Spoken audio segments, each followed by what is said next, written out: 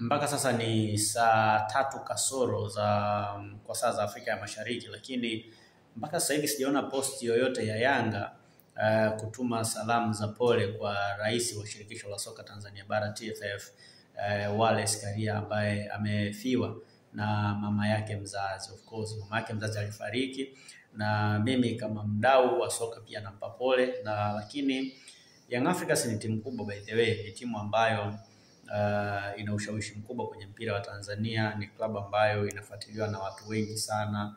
Ni klabu ambayo ni mfano wa kuigwa kwenye mpira wetu wa nchi, Yanga pamoja na Simba.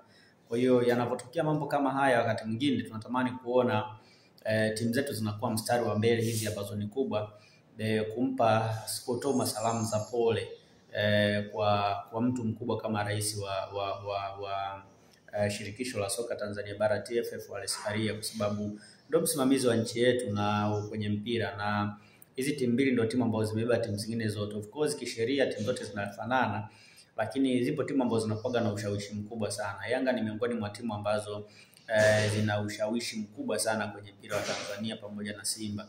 Lakini cha kushangaza ni kwamba mpaka sasa hivi saa 3 kasoro kwa saa za Afrika ya Mashariki sijaona tangazo lolote la Young Africans kumpa pole rais wa shirikisho la soka Tanzania bara. Sijui ni kwa nini, au sijui kuna nini kati ya Yanga pamoja na rais Wallace Karia, kwa sababu kama unakumbuka hata wakati Wallace Karia amechaguliwa kuwa mjumbe wa kamati tendaji ya CAF, Yanga walimpongeza, wakaweka ile post kwa masaa kadhaa, alafu wakaifuta. Lakini Simba wao waliweka ile post mpaka leo, ukipita kwenye mitandao ya Simba utaikuta, kwa sababu wana respect kile ambacho Wallace Karia anakifanya kama rais wa TFF. Sasa nashangaa kwa nini kwa Yanga haijawa hivyo. Lakini mpaka sasa hivi nimeona Simba masaa 8 yaliyopita kuanzia sasa saa 3 kasoro. Manake Simba waliposti usiku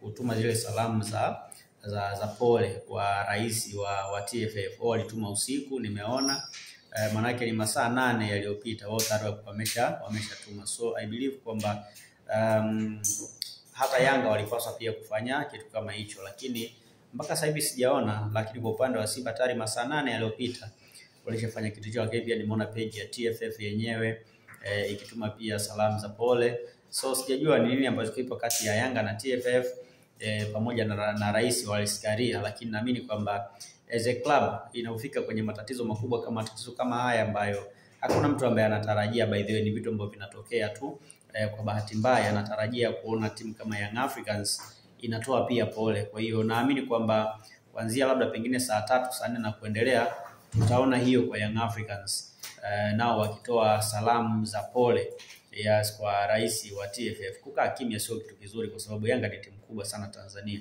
Ni timu ambayo inafuatiliwa na watu wengi na influence kubwa. So I believe wanapaswa kufanya kitu kama hicho.